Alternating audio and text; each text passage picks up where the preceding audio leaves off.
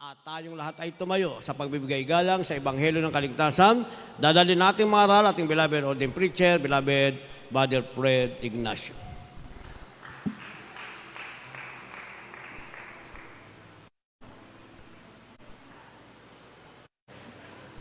Amen. God bless you po, beloved Brother Lucito. Maraming salamat sa ating dakilang Diyos. Mga minamahal, tayo po yung manalangin. Praise God. Hallelujah. Dakilang at mapagpalaan naming Ama, Diyos sa makapangyarihan sa iyong pangalan, aming pinakamamahal na Panginoon. Pinakamamahal na po ang kayong pinagpupurik para salamat sa iyo, Diyos, sa malayang pagkakataon, pinagkawal mo sa bawat isa amin. Aming pumapakinggan ng banal na salita, aming dalangin Diyos, magsilbi ito pagkain ng aming mga kaluluwa. Kabagawan mo rin po ang aming po mga webcast viewers, pinakamamahal na Panginoon. Yung sa pagkakataon makapaglingkod sa iyo, balingkod pat nabayan mo ko sa pagkakot sa akin ay wala akong magawa. At sa makapangyarihan pangalan namin sinasaway, lahat ng demonyo hadlang at pag-aalilangan cast out in the mighty of Jesus. Hallelujah. Praise the Lord. Prating dakilang Diyos. Ang pinakamataas pagpupuri, pagluwalhati, kadakilaan, tao sa puso, pagkasalamat, ay naupo lang sa ating dakilang Diyos na buhay sa ating po pinakamamal. Pinakamamal Panginoon Kristo at ako nagbibigyan ng doble paggalang. Babat niya sa magandang hapon sa ating binamahal, ginagalang ng Pastor Evangelista o Willis Almeida, ang banal na propeta ng ating dakilang Diyos. Magandang hapon sa buong sambayan natin, mga pastor. Patuloy po natin sa sariwa, blessed memories and teachings of our beloved Assistant Pastor Lina C. Almeida. Magandang hapon po sa ating po mga webcast viewers. Magandang hapon sa ating lahat. Puri natin dakilang Diyos. Ang pagsayin natin ngayong hapon, binamahal ko, ay pamagatan natin ang Diyos ay mabuti. Sa mga totoong Kristiyanong nakakilala sa ating dakilang Diyos, ang Diyos ay mabuti. Ngunit sa mga taong hindi alam ang katotohanan at iba pinaglilingkuran, minamahal ko, walang halaga sa kanila ang Diyos minamahal. Sapagat kung sila po ay nawawala ng kamag-anak, sinasabi nila walang Diyos. Kung wala silang makain sa kanilang lamesa, walang Diyos. Kung natalo sila sa sugal, walang Diyos. Ibig sabihin, isinasama nila ang Diyos nila kanila sa pagsusugal nila, minamahal ko. Ang buhay ng taong hindi naglilingkod sa Diyos ay swerte-swerte lang.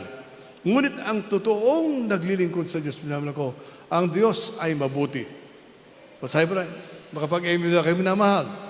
Ang Diyos ay mabuti, minamahal ko. Kaya, basahin po natin yung unang versikulo, Juan 13:16, praise God.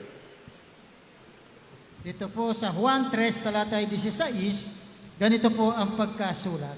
Sapagkat gayon na lamang ang pagsinta ng Diyos sa sanlibutan, na binigay niya ang kanyang bugtong na anak upang ang sinuman sa kanya ay sumampalataya ay huwag mapahamak kundi magkaroon ng buhay na walang hanggan. Amen. So makita po natin, minamahal, God bless you, beloved brother Renato.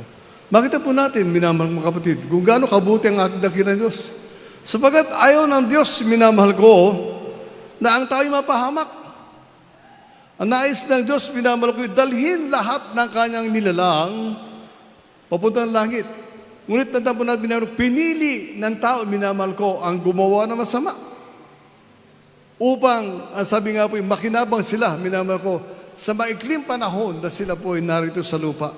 Ngunit tingnan po natin, minamahal, sa mga anak ng Diyos, minamahal ko, na alam ang salitang kahirapan, minamahal, pinasasalamatan nila ang dakilang Diyos anuman mangyari sa kanilang buhay sapagkat alam nila pagkatapos nila maganap lahat ng kanilang tungkulin sa gawain ng ating dakilang Diyos, dadalhin sila ng ating dakilang Diyos sa langit sa buhay na walang hanggan. Kaya ang Diyos ay mabuti. Ang sabi minamahal sa Biblia, Jeremias 3:15, at magbibigay siya ng pastor, minamahal ko, nakakandili sa atin ng kalaman at karunungan. So minamahal, ang tao naglilingkod sa Diyos, di kailanman, hindi po siya magiging walang alam sa paglilingkod sa ating mahal na Panginoon. Kilala na ang Diyos. Pinaglilingkuran niya, pinakamamalapan nagpupuri sa ating dakilang Diyos, anumang oras, anumang araw, minamahal. Sapagat, sabi nga po, ulitin niya balingkod, wala po tayong maibibigay sa ating pinakamamahal na Panginoon. Kaya nga po, nagsugo siya, minamahal, ng kanyang pastor upang kakadili sa atin ng kalaman at karunungan. Sino nga ba ang Kristiyano, minamahal ko, na hindi nakaalam na isa lang ang Diyos, minamahal? Ang mga tao, minamahal ko, nag-aral, minamahal ko, 8 taon sa seminaryo, minamahal. Hanggang ngayon, minamahal ko, ang Diyos nila, si Maria. Isipin po natin, minamahal na kapatid. Malupit daw ang Panginoon Kristo. Kaya kay Maria sila tumatawag. Makita po natin, ang daya ng kaaway minamahal. Ngunit ang Diyos ay mabuti. Hindi niya alam, minamahal ko na noong paman, inako ng ating dakilang Diyos ang ating makasalanan sa krus ng Kalbaryo. Sa pamamagitan ng pagkapako ng Panginoon Kristo, minamahal ko upang tayo iligtas sa tiyak na kapahamakan. Ngunit hindi nakita yun ng tao, minamahal ko. Madaya ang dyablo at yun ang pinaniniwalaan ng tao, minamahal. Kaya makita po natin, maraming salamat sa ating dakilang Diyos. Sabi nga po, sa mga tao sumasampalataya sa ating pinakamamalapanan, ang Diyos ay mabuti. At sabi nga minamahal, ipinalaganap, ginamit ng ating dakilang Diyos ang banal na ministeryo ito upang ang mga tao makatotohanan sa pamamagitan ng radio program, television program, mga banalagawain kung saan lugar, ang ating mga krusada, minamahal. Ngunit sadya nga po minamahal ko ng mga tao minamahal, pagdating sa salita ng ating dakilang Diyos, ayaw lumapit, maliban na lamang kung may pangangailangan. Ngunit yung tao na malakas, may negosyo, maraming pera, hindi niyan kilala ang Diyos minamahal. Kaya nga po, sabi nga po minamahal ko, ipinangaral natin sa salita ating mga Panginoon, nagpapatuto tayo kahit saan minamahal. Basahin natin minamahal ko, kahit nga yung mga tao minamahal ko, maliban na lamang nabuksan ng Diyos ang kanilang puso't kaisipan, hindi nila malalaman ang katotohanan. So, basahin natin pangulang bersikulo. 2 Korinto, Kapitulo 4, versikulo 3. Praise God. Dito po sa aklat na 2 Korinto, Kapitulo 4, ang bersikulo po ay 3. At kung ang aming ibanghilyo ay natatalukbungan pa, ay may talukbong sa mga napapahamak. Amen. So, makita po natin, minamahal. Ang ebanghelyo, pag ito'y natalukbungan pa, ito'y para sa mapapahamak. Makita po natin, minamahal mo, nagsishare tayo. Oo, praise the Lord. Kahit na, alam niyo ba, minamahal ko yung mga nasa simbahan ngayon, nagpe-praise the Lord na rin. Makita po natin, minamahal, ang hindi lang talaga nila magawa, minamahal ko yung magbigay ng kaputandog. Bakit? Minamahal mo kapatid. Malaki negosyo ni Among. Meron siyang eskwelahan, meron siyang mort. Marami silang negosyo, minamahal. Kaya nga po, kung ang ebanghelyo ito'y maitago, ito doon sa mapapahamak. Kaya makita po natin, minamahal, ilang sinasabi, we are a Christian country in the Far East. Ngunit ilan lamang ang nakakakilala sa totoong Diyos. Ilan lamang ang totoong naglilingkod sa Diyos, minamahal. Kaya nga po, makita po natin, minamahal, natalukbungan ang ebanghelyo doon sa mga mapapahamak. Sila yung mga ginagamit, minamahal ko ng kaaway upang tayo batikusin, upang siraan ang gawain ng ating dakilang Diyos. Sila yung nagsasabi, maniwala kayo dyan. Ngunit tandaan po natin, alam natin ang Biblia, bukas ang ating puso't kaisipan, binuksan ang ating dakilang Diyos, minamahal. Ang Diyos ay mabuti, nais ng ating pinakamamalapanon na lahat ng iyong gagawin ay alam mo. Mapalakpakan ba natin ang ating pinakamamalapanon?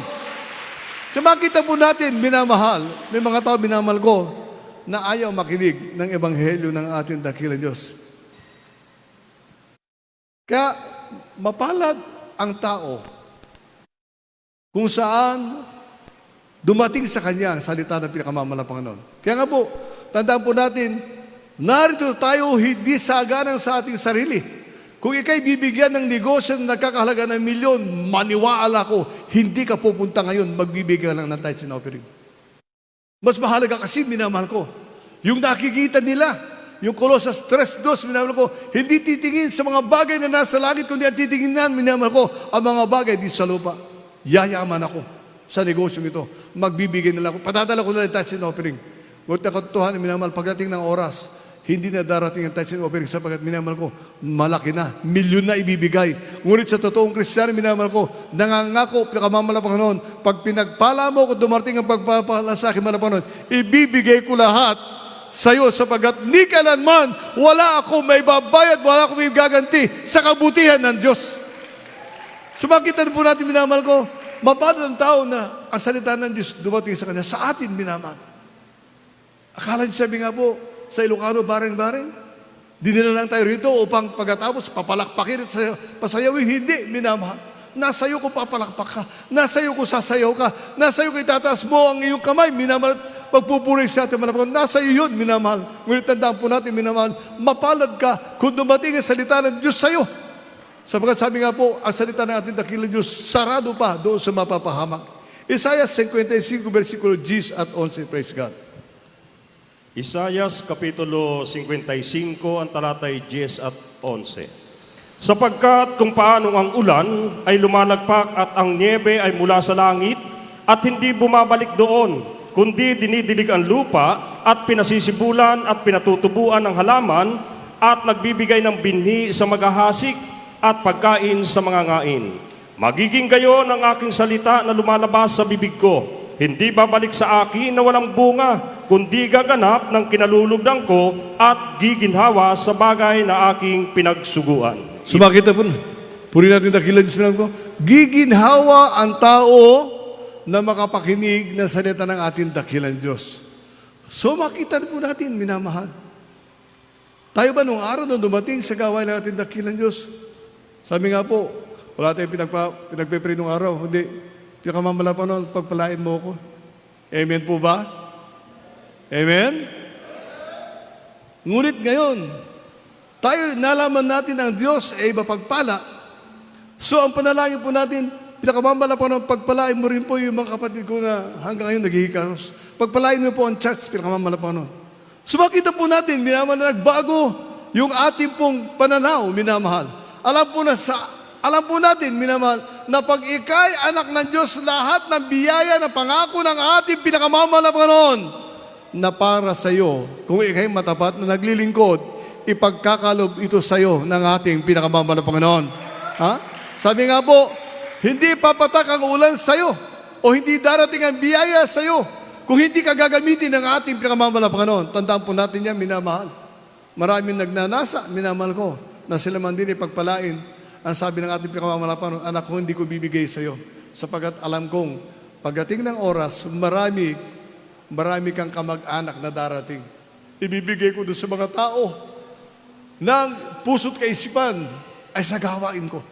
Sapagat tandaan po natin, minamahal ko, pag ginamit ka ng Diyos sa kanyang banal na gawain, sabi nga, minamahal ko, ito'y biyaya, minamahal. Umaawit ka.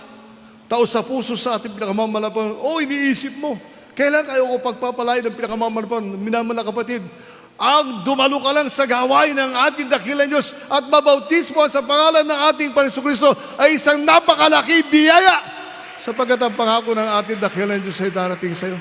May mga tao minamahal. Naalala ko nang kami namimigay ng leaflets doon sa Tako ng Baguio. Ang tanong ng tao, pagpapalain ba ako dyan? Hindi lang pong pagpapala ay pipikalab sa iyo, kundi yung buhay na walang hanggan. Ganun ba? Kami hindi ka nanalangin, meron na kami buhay na walang hanggan. Bakit po natin mga tao minamahal? Sa 600 na relihiyon sa buong Pilipinas, minamahal. Akala nila maliligtas sila.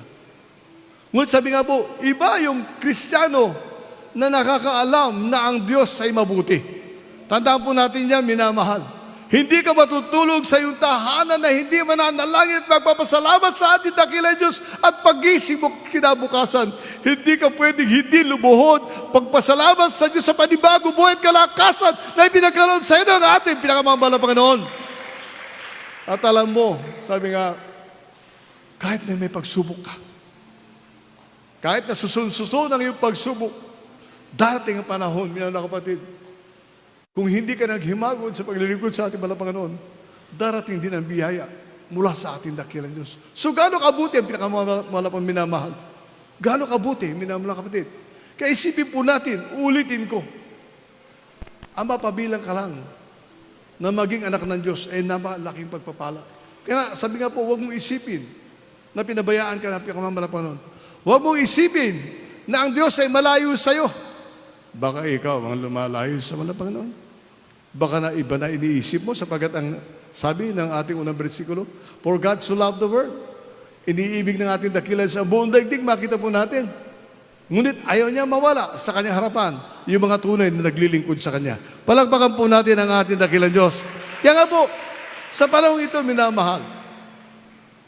Nakabi-kabila, minamahal ko yung mga holdapper, yung mga magdadakaw, mga daraya, mga swindler, minamahal. Ano sabi ng ating dakilang Diyos? Walang utak ang tao. Walang kagalingan ng tao na makakagawa na masama sa'yo. Sabi nga, hindi lalapit sa'yo ang gawa ng masama. Maaring maaligid-aligid siya, ngunit di kailanman, hindi siya dadapo sa'yo. Bakit? Ang anak ng dyablo ay takot sa anak ng Diyos na makapangyarihan. Kaya nga po minamahal ko, basahin natin Isaiah 55, 4, versikulo 17. Praise God. Dito po sa Isaiah 54, talatay 17, ganito po ang pagkasulat. Walang almas na ginawa laban sa iyo ay pakikinabangan, at bawat dila nagagalaw laban sa iyo sa kahatulan ay iyong hahatulan. Ito ang mana ng malingkod na Panginoon, at ang katwiran nila ay sa akin, sabi ng Panginoon. Amen. Purihin ang ating dakilang Diyos. Kaya po minamahal ko yung mga tao na nagsasabi, wala ka na. Tandaan po natin minamahal, sila yung wala. Bakit minamahal? Sabi nga, abuhin nga natin dito sa lupa, parang alabok lang tayo minamahal ko. Parang singaw lang. Parang rosas na pagkaganda-ganda, bukas wala na. Ngunit tandaan po natin, minamahal ko, pag ikay anak ng Diyos, meron kang mabuting kalagyan. Tandaan po natin yung minamahal. Hindi po nagpapabaya ang Diyos sa kanyang mga anak. Tandaan po natin yung minamahal ko. Kaya nga po, walang almas na gagawin ng tao. Nakita natin yung si Brother Jerry Murillo, binaril at close range, minamahal. Tinamaan yung kanyang, sa kanan ba yung minamahal ko? Alam mo yung mga tanong nagtanong pa. Bakit daw, nasaan daw yung islag? Nadurog na nga eh. Hahanapin mo pa. Kaya sabi nga po yung hindi maniwala sa himala, minamahal ko, ganun talaga, maraming katanungan. Pati nga, yung medical araw, tingnan nga kung meron kang sakit na PTB minimal, sa baga. May kapatid tayo minamahal, nung baguhan ako, sabi niya, nagsabi ang doktor sa kanya, collapse na yung kanilang baga. Yung dalawang baga niya, collapse na. Nung maipag-pray sa gawain ng Jesus Miracle Crusade, susunod na panahon, siya po'y magpakita sa doktor, magkonsulta, saan mo kinuha yung baga mo ngayon? Isipin po natin yung minamahal. Mapalakpakan ba natin ang ating dakilang Diyos?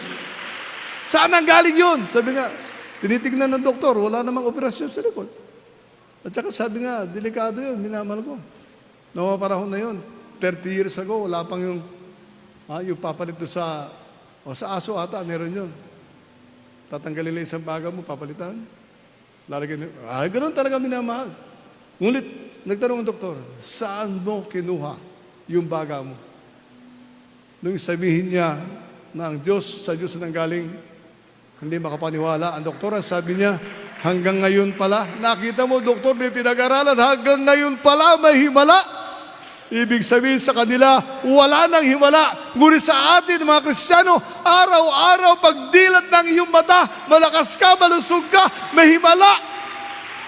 Ang isip mo sa ating pinakamamahal na Panginoon, ang buhay mo sa dakilang Diyos, sabi nga po, ialay mo ang buhay mo sa ating pinakamamahal na Panginoon, at ang biyaya ng ating dakilang Diyos ay aagos para sa iyo.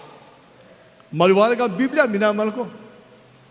Ang hindi nagkukulang, hindi pinababayaan. Makapag-amen ba tayo minamahal? Kaya nga po, sa ganitong paraan, na nabuksan ang ating puso't kaisipan sa tunay na paglilingkod, may ginamit ang Diyos, minamahal ko, upang tayo po minamahal ko makaunawa, makaalam ng katotohanan. May tao ginamit ang Diyos, minamahal, upang mag-ayuno, manalangin, magsumamo sa ating dakilang Diyos, na sa rin natin dapat gawin ngayon, minamahal mga kapatid. Manalangin tayo para sa ating mga kababayan, minamahal. Sapagkat alam po natin, minamahal ko, sa 110 Pilipinos, 120 ngayon kasi meron pang 10 milyon na hindi rehistrado. Yun yung mga namumundok, na nasa kabundukan, minamahal. 110 million, minamahal ko, maski mga hindi sumusunod sa batas. Ipanalangin natin sila, minamahal ko, na mabuksan ang kanilang kaisipan, malaman nila na ang Diyos ay mabuti, yung kanilang pinaglalaban, minamahal ko, ay para sa kamatayan, ngunit sa ating mga anak ng Diyos, ang ating pinaglalaban para sa buhay na walang hanggan. Obey your parents in the Lord. Kung ano yung kanilang sinabi. Kung ano ang inutos, kung ano ang pinangaral, yun ang gawin natin, minamahal. Sapagkat tandaan po natin, pagdating ng panahon, minamahal, ang mga tao ay nagmamatuwid. Tandaan mo yan, minamahal ko mo. Ang tayo nagmamatuwid. Kahit na nagkamali na, ayaw aminin yung pagkakamali. Gusto pang idamay ka na hindi gumagawa na masama. Tandaan po natin, minamahal. Kaya nga sabi nga po, be always prayerful, manalangin sa tuwid-tuwid na. Huwag kang titingin, minamahal ko, doon sa taong may pera. Makapag-amen ba tayo, minamahal? Lahat tayo kasi may pera. Amen po ba, minamahal? Kasi iba, tinitingnan yung may pera. Doon nakadikit, doon pinagsusumiksik ang sarili. Nakamilimutan nila, ang Diyos ang may-ari ng lahat ng bagay na ating nakikita. Huling versikulo, Efeso 6:1, praise God. Maganda ang ating mga awit. Dito po sa aklat ng Efeso, Kapitulo 6, ang versikulo po ay 1. Mga anak, magsitalima kayo sa inyong mga magulang sa Panginoon, sapagkat ito'y matuwid. Amen.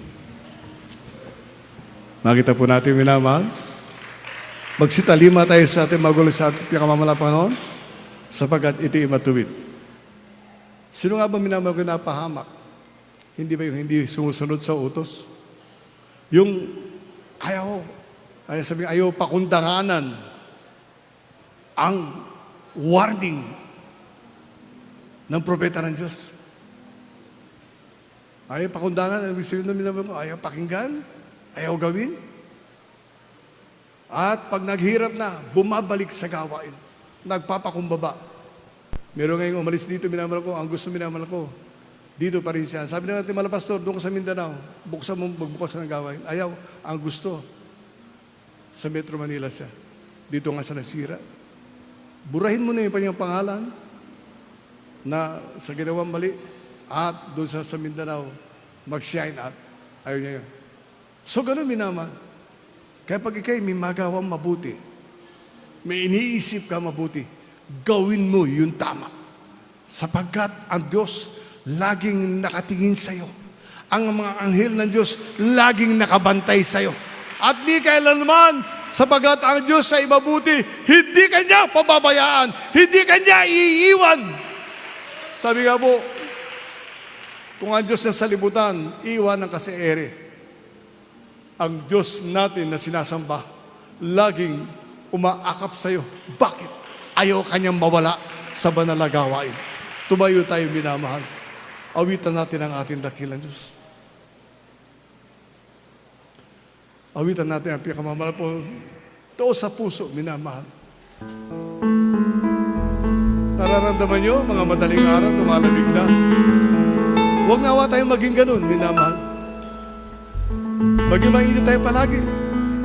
Bakit, minamahal?